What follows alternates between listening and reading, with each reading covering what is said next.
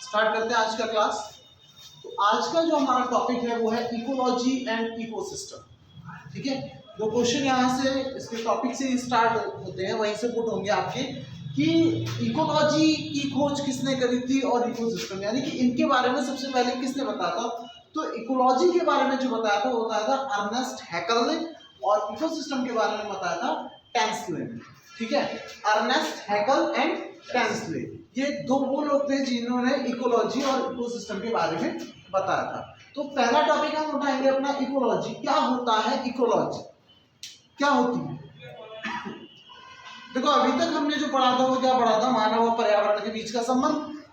ठीक है, पता था कैसे होता है कैसा नहीं होता है, सब कुछ बताया।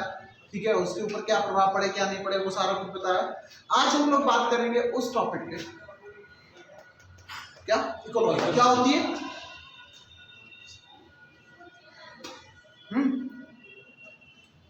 हमारे आसपास का जो आवरण है उसको हम वातावरण कहते हैं, पर्यावरण कहते हैं या वातावरण कहते हैं।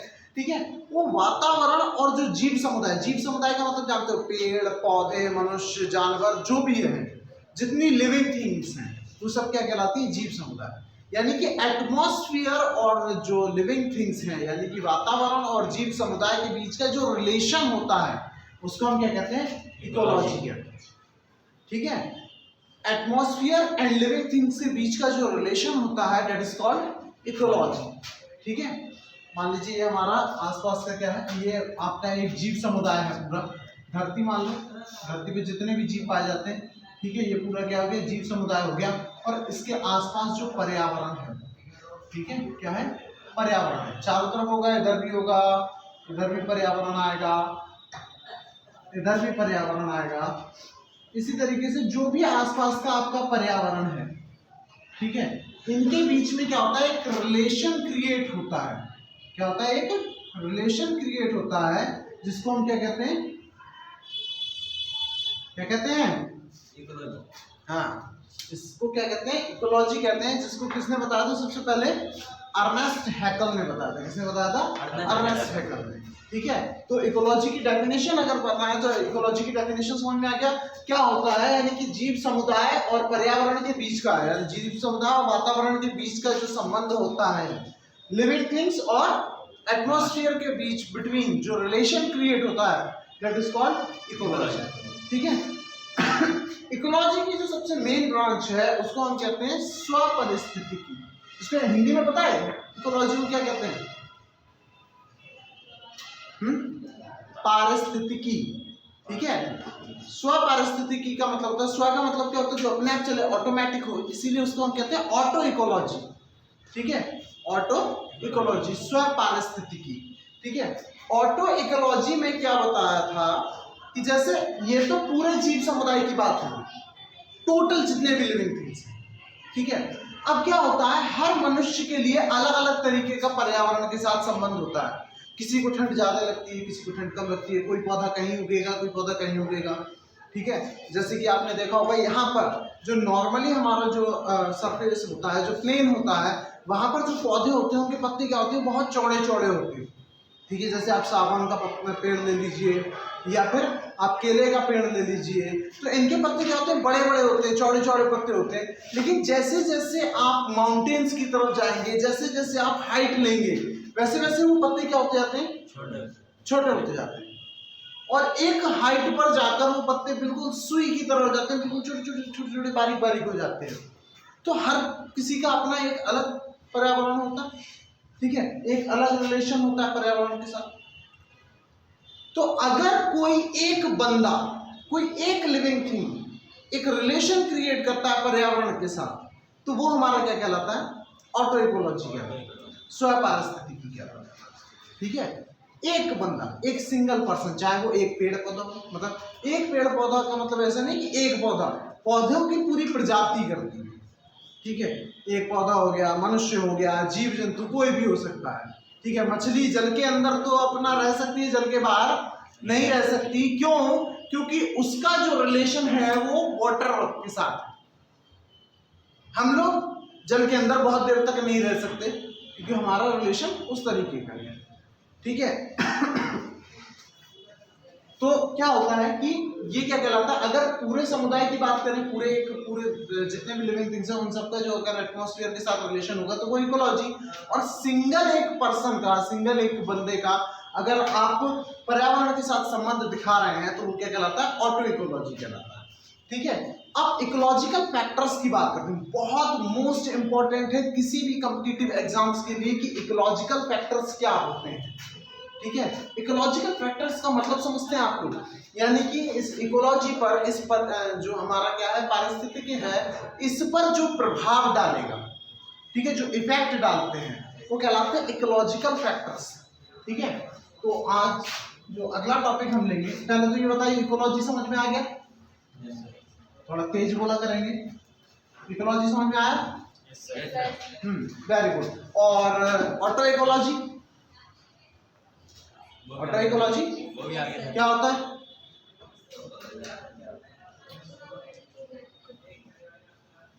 ऑटो इकोलॉजी यार अभी तो पता है कि अगर कोई एक बंदा अगर जो भी पर्यावरण के साथ रिलेशन बनाता है वो ऑटो इकोलॉजी, और पूरा जन समुदाय अगर पर्यावरण के साथ रिलेशन बनाया है तो वो इकोलॉजी। इकोलॉजी को किसने बताया था?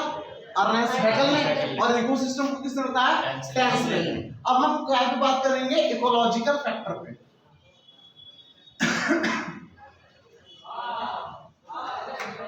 इकोलॉजिकल फैक्टर्स, देखो इकोलॉजिकल जो फैक्टर्स होते हैं क्या चीज होती है? सबसे पहली चीज तो जलवायु। ठीक है, सबसे पहली चीज जलवायु। दूसरा आती है स्थलाकृति, यानी कि जो सरफेस है हमारा। ठीक है, तीसरी क्या आती है? मिट्टी, मृदा, सॉइल। ठीक है, और चौथी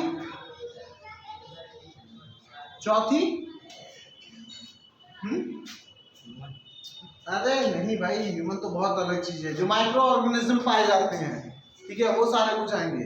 मेन जो है वो सबसे पहला हम जो टॉपिक इसके अंदर देखिए मैं आपको बता देता हूँ, ये सबसे पहला आएगा आपका जलवायु। ठीक है, क्या आएगा? जलवायु। दूसरा मैंने क्या बताया था? स्थलाकृति।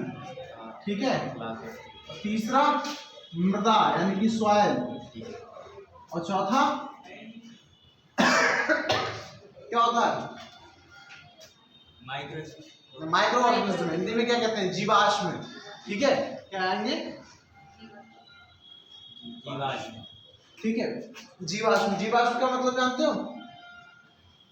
बताइए एक एक करके। जलवायु में क्या क्या आता है? पहले इस टॉपिक पे बात करते हैं। क्यों? जलवायु के अंदर जो टॉपिक्स आते हैं क्या आते हैं? ठीक है, बहुत इंपॉर्टेंट कॉन्सेप्ट है ये। जलवायु में क्या आएगा? सबसे पहली चीज तो क्या आता है? देखो, सूर्य से क्या मिलता है? प्रकाश। तो जलवायु के अंदर जो सबसे पहला टॉपिक आता है वो होता है प्रकाश यानी कि लाइट, और इससे क्या बढ़ता है? टेम्परेचर बढ़ता है यानी कि ताप। ठीक है, सूर्य का प्रकाश मतलब लाइट या फिर ताप। दूसरी जो चीज आती है वो हमको क्या प्राप्त होती है? बारिश, वर्षा। ठीक है, वर्षा यानी कि जल। ठीक है, पानी से क्या मिलता है? रेन से क्या मिलता है? वाटर ही तो मिलता है, वाटर ही तो प्राप्त होता है। तो पहला क्या आ गया हमारा? प्रकाश, सूर्य से प्राप्त होता है हमको, यानी कि आप कह सकते हो साथ में टेम्परेचर। दूसरा क्या आ गया? रेन, बारिश, जिससे हमें क्या प्राप्त होता है? जल प्राप्त होता है। और तीसरा आता है आपका एयर, वायु। ठीक है, वायु बहुत बड़ा फैक्टर है ये तीनों के तीनों। और चौथा एक और फैक्टर है जो क्या होता है? हमारे वायुमंडल की गैसें, जितनी भी गैस पाई जाती है वायुमंडल में। ठीक है, क्या आएगा? वायुमंडल की गैसें। ध्यान रखेंगे इसको, ये चार चीजें हैं जो आपको मेन पढ़नी है जलवायु के अंदर। ठीक है, कौन कौन सा? प्रकाश यानी कि ताप, वर्षा यानी कि जल, वायु और वायुमंडल की गैसें। एटमॉस्फेयर में जितनी भी गैसें पाई जाती हैं, हर किसी गैस का अपना एक अलग रोल होता है। ठीक है, स्थलाकृति की बात करें तो स्थलाकृति आपको बहुत जगह अलग अलग मिलेगी। देखिए, जैसे एक तो सरफेस पे आप रहती है, दूसरा आप पहुंच जाएंगे हाइट पे यानी कि ऊंचाई पर, जैसे कि पहाड़ वगैरह होते हैं आपके। ठीक है, आपको क्या मिल जाएगी? ऊंचाई मिल जाएगी। दूसरा क्या मिल जाएगा आपको? ढलान मिलेगा, स्लोप मिलेगा। ठीक है, क्या मिलता है? ढलान। इंग्लिश में इसको हम क्या कहते हैं? स्लोप कहते हैं। ठीक है, ढलान मिलेगा यानी कि स्लोप मिलेगा। और तीसरा एक प्रकार इसका और होता है जिसे हम कहते हैं खुला या बंद। ठीक है, खुला या बंद। इसके बारे में आपको जल्दी कहीं पढ़ने को नहीं मिलेगा। आपने ये तो पढ़ा होगा कि हाइट, स्लोप, लेकिन ये खुला या बंद क्या होता है इसके बारे में हम बाद में बात करेंगे। मृदा की अगर बात करें, मिट्टी की अगर बात करें, तो हिंदुस्तान के अंदर, हमारे देश के अंदर 6 प्रकार की मिट्टी पाई जाती है। ठीक है, इस मिट्टी से हमको क्या क्या मिलता है? सबसे पहली चीज तो खनिज यानी कि मिनरल्स मिलते हैं ना। पेड़ पौधे मिनरल्स कहां से लेते हैं? मिट्टी से ही तो लेते हैं। दूसरा एल्गी यानी कि शैवाल, क्या मिलता है? एल्गी। ठीक है, एल्गी यानी कि शैवाल। तीसरा और क्या मिलता है मिट्टी से, कोई बताएगा? नहीं पता? अरे माइक्रो ऑर्गेनिज्म भी तो मिट्टी के अंदर पाया जाता है, छोटे छोटे, जिसे हम क्या कहते हैं हिंदी में, क्या कहते हैं? सूक्ष्म जीव। क्या कहते हैं? सूक्ष्म जीव। सूक्ष्म जीव का मतलब जानते हैं? जो बहुत ज्यादा छोटे होते हैं, सूक्ष्म जीव। और चौथा,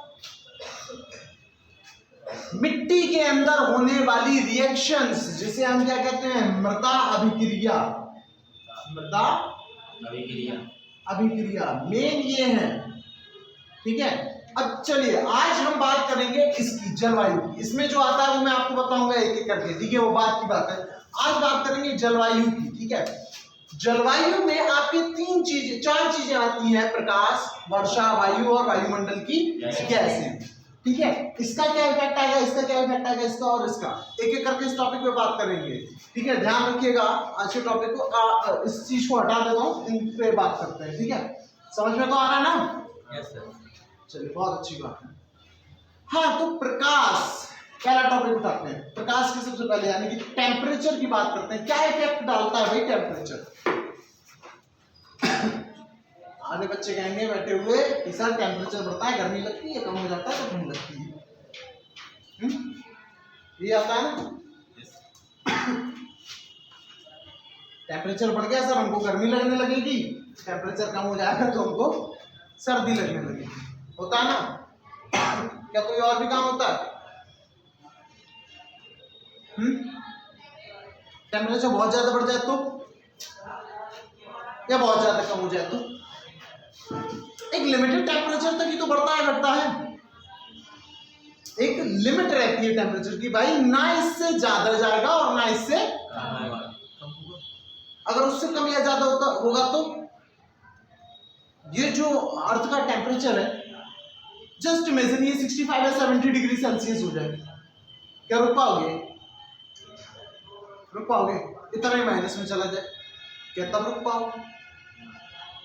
तो क्या होता है कि हर चीज पे क्या है, एक लेवल है।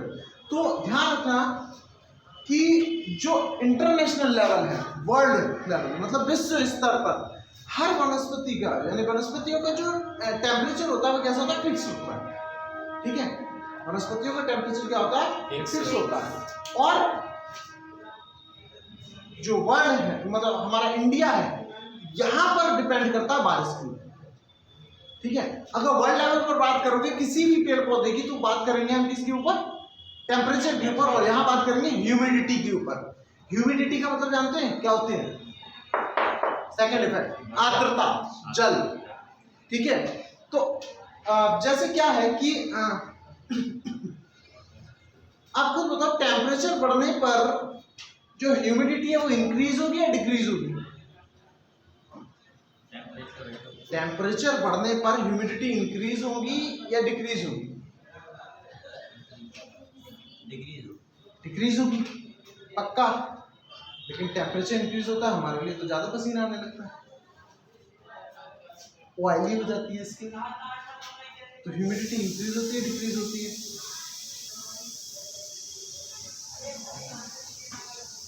सही है, आप लोग कंफ्यूज मत हुआ कीजिए। टेम्परेचर इंक्रीज होगा तो ह्यूमिडिटी,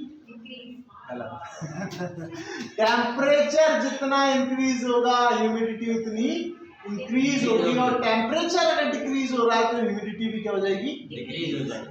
एक दूसरे के डायरेक्टली प्रोपोर्शनल होते हैं, ध्यान रखिएगा। टेम्परेचर इंक्रीज होगा ह्यूमिडिटी इंक्रीज होगी, टेम्परेचर डिक्रीज होगा ह्यूमिडिटी डिक्रीज हो जाएगी। ठीक है, स्किन ड्राई होने लगती है सर्दियों में, फिर वैसलीन की याद आती है, बॉडी लोशन लगाते हो ना, है ये इधर वाला डिपार्टमेंट कुछ ज्यादा ही लगाता है। होता क्या है कि भाई टेम्परेचर क्या होगा? डिक्रीज हो गया, है ना। ठंडों में टेम्परेचर क्या हो गया, डिक्रीज हो गया, तो ये ह्यूमिडिटी भी क्या हो जाएगी, डिक्रीज हो जाएगी। अब जब ह्यूमिडिटी डिक्रीज होगी, नमी कम हो गई, तो स्क्रीन कैसी हो जाएगी, ड्राई हो जाएगी। तो करके देखना ऐसे, तो व्हाइट व्हाइट कलर की लाइन आ जाती है। और उसको छुपाने के लिए जो लोग नहीं नहाते हैं, ह्यूमिडिटी नहीं लेते हैं, क्या करते हैं, वैसलीन लगाते हैं। मोट फटने लगते हैं, वैसलीन लगाएंगे, ठीक है। गर्मियों में फटते हैं क्या, गर्मियों में व्हाइट लाइन आती है, क्यों, क्योंकि टेम्परेचर कैसा है, इंक्रीज है, ह्यूमिडिटी कैसी है, इंक्रीज। इस चीज से ध्यान रखिएगा इसको कि टेम्परेचर जो है अगर इंक्रीज करेगा तो ह्यूमिडिटी क्या कर जाएगी, इंक्रीज कर जाएगी, और टेम्परेचर डिक्रीज करेगा तो ह्यूमिडिटी भी क्या कर जाएगी, डिक्रीज कर जाएगी। दो क्वेश्चन और पूछता है इकोलॉजी और इकोसिस्टम से। अगर वो आपसे पूछ ले कि सबसे बड़ा इकोसिस्टम क्या है, ये क्वेश्चन पूछेगा कि largest ecosystem and smallest ecosystem, सबसे बड़ा इकोसिस्टम क्या होता है और सबसे छोटा इकोसिस्टम क्या होता है, कोई बता सकता है? ध्यान रखिएगा, सबसे बड़ा अगर वो पूछ रहा है तो वो होता है ओशियन। सबसे बड़ा इकोसिस्टम आता है आपका ओशियन, यानी कि समुद्र।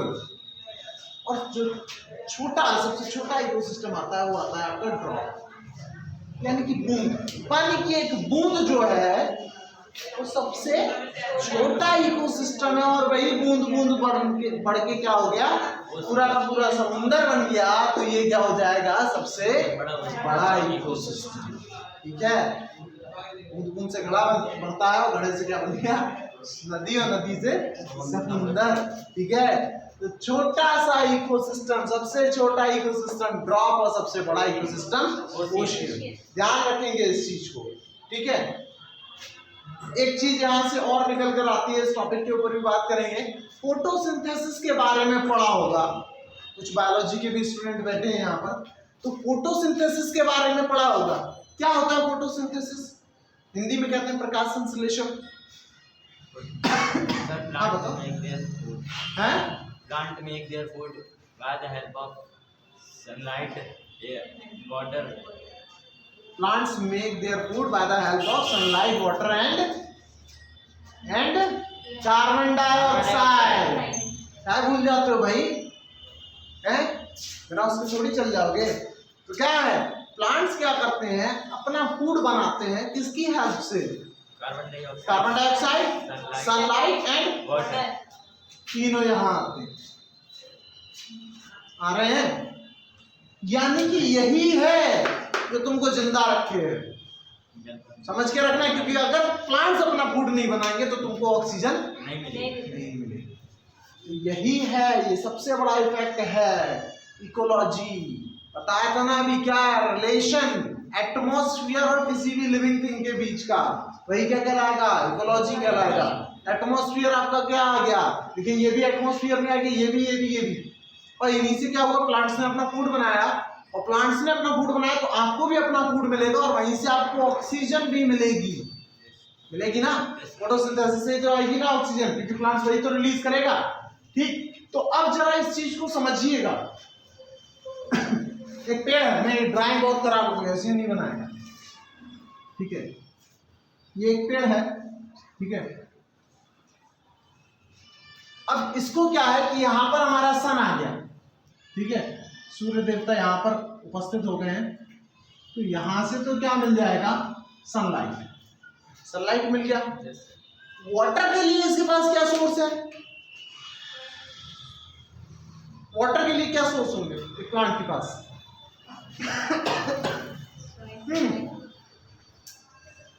वाटर कहां से है, सॉइल से, बिल्कुल। यहाँ से जो इसकी रूट्स होंगी, इसके अंदर जो रूट्स होंगी वो क्या करती हैं, यहाँ से H2O लेती हैं। और सॉइल में वाटर कहाँ से है, अंदर थोड़ी उत्पन्न हो रहा है, तुम दोगे, हैं? तो तुम कहाँ से लाओगे,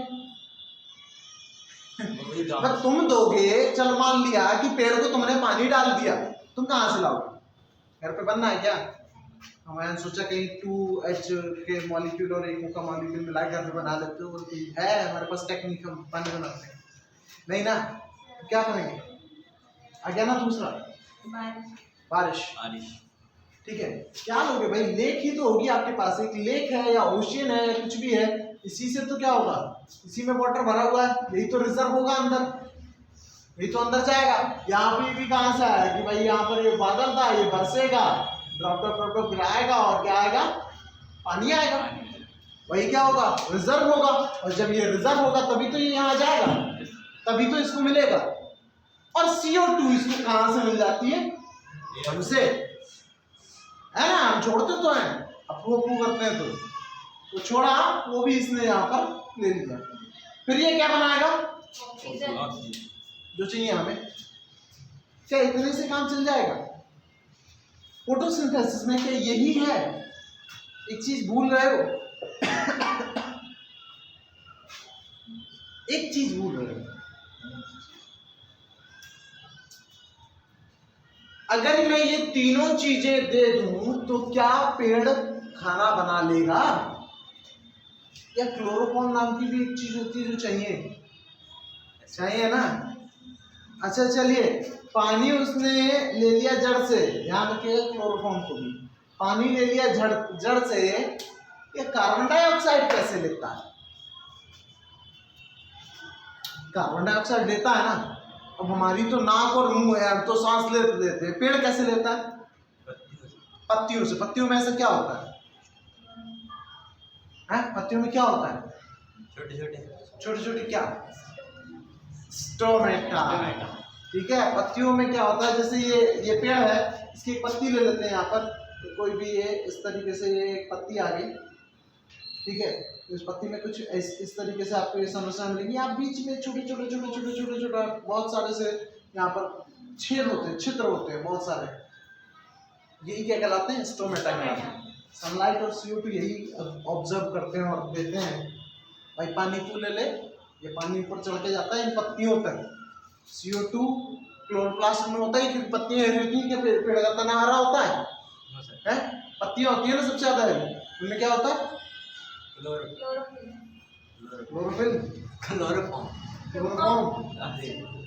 स्टोमेटा। अरे स्टोमेटा तो होता ही है, ठीक है। तो यहाँ से क्या होगा, सनलाइट और CO2 जाएगा और यहाँ पर क्या बनेगा? खाना बनेगा, ठीक है। अब ये खाना यहाँ बन गया तो पूरे पेड़ में कैसे जाएगा? खाना बन गया, पूरे पेड़ में कैसे जाएगा? CO2 की फॉर्म। अरे मैं फॉर्म की बात नहीं कर रहा हूँ, तुम्हारे किचन में खाना बन के रख गया, कैसे लेते हो?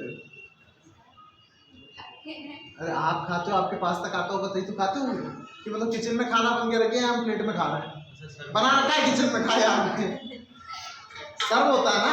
हाँ पास करते हैं, ऐसे भी पास करते हैं, पूरा फंक्शंस पढ़ेंगे बाद में, तो बायोलॉजी की क्लास होगी। फिलहाल इतना समझ में आ गया कि ये तीनों की, ये चारों चीजें हमारे लिए क्या है? इंपॉर्टेंट है। अगर इनमें से कोई एक को हटा दो, क्या आप जीवित रह सकते हैं? इसको हटा दिया वायुमंडल की गैस, तो वैसे साहब O2 पहले से ही खत्म, हम खत्म। इसको हटा दिया तो O2 हमारे पास आएगी कैसे? खत्म। इसको हटा दिया तब भी मर जाओगे, और इसको हटा दिया और इनमें से कोई भी एक बढ़ गया तब भी आप खत्म। तो क्या होता है, अभी जो मैं बता रहा था ना, कि हर चीज का एक लेवल होता है, वो लेवल बना रहेगा तो आप सेफ। तो आपका और इकोलॉजी का जो बीच का रिलेशन है, जो इकोलॉजी है, जो ह्यूमन और नेचर के बीच का रिलेशन है, वो कैसा है? सही चलता रहे। इनमें से कोई भी एक चीज गड़बड़ हुई, आप न भूलिए, समझ रहे हैं? ठीक है। तो अब बात ये आती है कि टेम्परेचर का और ह्यूमिडिटी का एक छोटा सा टॉपिक आज और लेते हैं, बाकी का फिर कल क्लास लेंगे, ठीक है। इसके बारे में कल पूरा ब्रीफ में आपको बताएंगे। होता क्या है कि जैसे जैसे आप देखते हो कि भाई अभी यहाँ पर ठंड है, चलिए मान लेते हैं अभी ठंड है, लेकिन कुछ महीने पहले यहाँ गर्मी थी, टाइम ले लेते हैं अगस्त के आसपास का, अगस्त सितंबर, यहाँ गर्मी थी। हिमालय चले जाओ तो ठंड थी, क्यों?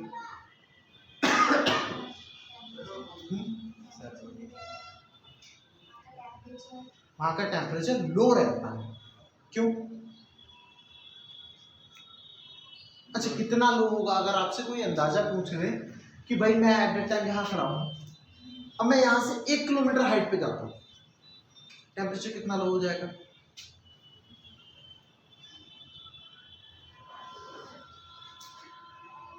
1 किलोमीटर अंदर चला गया गहराई में, समुद्र के अंदर, तो समुद्र के अंदर टेम्परेचर लो होगा या हाई होगा? लो होगा। पानी के अंदर टेम्परेचर लो होगा। अगर पानी के अंदर टेम्परेचर लो होता तो मछलियां पानी के अंदर जिंदा नहीं रह पाती। अगर आपको कभी भी ठंड ज्यादा लग रही हो तो पानी के अंदर चले जाना, समझे? अगर आपको ठंड ज्यादा लग रही है आप पानी के अंदर चले जाना, ठंड लगना कम हो जाएगी। ऊपर सरफेस में मत रहना पानी के। मगरमच्छ अपनी बॉडी के टेम्परेचर को बनाने के लिए क्या करता है? अपनी नाक बाहर निकालता है और पानी के अंदर डूब जाता है, एक कीचड़ के अंदर डूब जाता है, बॉडी का टेम्परेचर बना रहता है, सांस भी आती है। समझिएगा जरा, ये हमारा अर्थ का सरफेस है, ये पृथ्वी की सतह है। पूछ लेना किसी से जरा ये चीज, ठीक है? आधों के समझ में नहीं आएगा और चल क्या रहा है। ये पृथ्वी की सतह है, यहां से आप जाते हैं हाइट पे, धीरे धीरे धीरे धीरे आप ऊपर जा रहे हैं। सरफेस है अर्थ का, यहां से आप ऊपर उठना शुरू कर रहे हैं। चेंज कैसे आता है टेम्परेचर में? जैसे ही आप 1 किलोमीटर की हाइट पर जाते हैं तो समझ लीजिएगा कि टेम्परेचर 6.5 डिग्री सेल्सियस कम हो जाता है। सरफेस हाइट से 1 किलोमीटर हाइट पर जाने पर 6.5 डिग्री सेल्सियस टेम्परेचर। अगला 1 किलोमीटर और चढ़ जाओ ऊपर, 6.25 में से कम। अगला 1 किलोमीटर आप और चढ़ जाओ तो 6 डिग्री सेल्सियस फिर से, लगभग अप्रोक्स में, ये कंफर्म है, ये अप्रोक्स में होता है, ठीक है? इतना कम होता जाता है। अगर यहाँ का टेम्परेचर 30 डिग्री सेल्सियस है, डेटा हम बरेली के अंदर है, बरेली का टेम्परेचर 30 डिग्री सेल्सियस है, आप बरेली से चलना शुरू करते हैं, मान लीजिए ये पॉइंट आपका बरेली है, आप बहेड़ी पहुंचेंगे, यहाँ पर बहेड़ी, अरे चलो थोड़ा और ऊपर बढ़ जाते हैं, सीधे ले जाते हैं तुमको नैनीताल। बीच में क्या पड़ता है? बहेड़ी या हल्द्वानी? हल्द्वानी आता है लगभग आधा किलोमीटर हाइट पे। कितना टेम्परेचर हो जाएगा? अगर यहाँ टेम्परेचर 30 है तो वहां कितना होगा? अप्रोक्स 27। और आप पहुंचे नैनीताल तो अप्रोक्स 24। 1 किलोमीटर हाइट पहुंच गया, अप्रोक्स 24। अब यहाँ टेम्परेचर 30 से पहुंच जाओ, ये हिमालय 18 डिग्री तो अपने आप कम हो गया, रह गया 12 डिग्री सेल्सियस। और हिमालय तो और हाइट पे है, तो थोड़ी 3 किलोमीटर बहुत ऊपर टेम्परेचर क्या पहुंच जाता है? सियाचिन पहुंच जाओ, यहाँ 30 डिग्री होगा, वहां 0 के आसपास होगा। रीजन क्या है? ये अब टेम्परेचर लो हो रहा है तो क्या ह्यूमिडिटी कैसी होगी? लो। ह्यूमिडिटी भी कैसी हो जाएगी? यहाँ टेम्परेचर और लो तो ह्यूमिडिटी, यहाँ टेम्परेचर और लो तो ह्यूमिडिटी। समझ में आ गया? टेम्परेचर बढ़ेगा, ह्यूमिडिटी बढ़ेगी, ह्यूमिडिटी बढ़ेगी तो बारिश बढ़ेगी, नमी होगी मौसम में, तभी तो बादल बनेंगे, तभी तो बारिश होगी, ठीक है? टेम्परेचर बढ़ा, जैसे आपके पास जल है, टेम्परेचर जब बढ़ेगा तभी तो वो जल उड़ेगा, ह्यूमिडिटी हुई तो जाके बादल बनेगा, बारिश बढ़ेगी, बारिश बढ़ेगी तो जैव विविधता बढ़ेगी। क्या बढ़ेगी? जैव विविधता, बायोडायवर्सिटी का इंक्रीमेंट होगा। ये बायोडायवर्सिटी क्या होती है ये हम आगे पढ़ेंगे। आज फिलहाल आपको इतना कवर करना है, कल इसको मैं और ज्यादा आपके लिए क्लियर करके बताऊंगा। इस चीज को ध्यान रखना, कल पूछ लूंगा, ठीक है? आधे बायोलॉजी वाली मैं समझ में कि सर यहाँ बायो में पढ़ा रहे हैं, अभी हम एनवायरनमेंट पे ही हैं, धीरे धीरे आएंगे बाकी सब्जेक्ट्स पे, ओके? तो आज एक बार फिर से जो पढ़ा है उसको 5 मिनट में बस रिवाइज करते हैं फटाफट। तो इकोलॉजी क्या होता है? ह्यूमन और एटमॉस्फेयर के बीच का जो रिलेशन है, दैट इज कॉल्ड इकोलॉजी। किसने दिया था? अर्नेस्ट हैकल ने, ठीक है? और उसके बाद इकोसिस्टम किसने दिया था? कैम्पबेल, ठीक है? इकोलॉजी का एक पोर्शन मैंने आपको बताया था ऑटो इकोलॉजी। ऑटो इकोलॉजी क्या होता है? सिंगल एक पर्सन का जो एटमॉस्फेयर के साथ रिलेशन होगा, that is called auto ecology. स्वयं पारिस्थितिकी उसकी खुद की है, ठीक है? उसके बाद इकोलॉजिकल फैक्टर्स की बात करें तो मैंने आपको 4 बताए थे। जलवायु बताया था, दूसरा क्या बताया था? स्थलाकृति बताया था, तीसरा मृदा बताया था और चौथा देखना कल जाके बता दूं, ये देखोगे।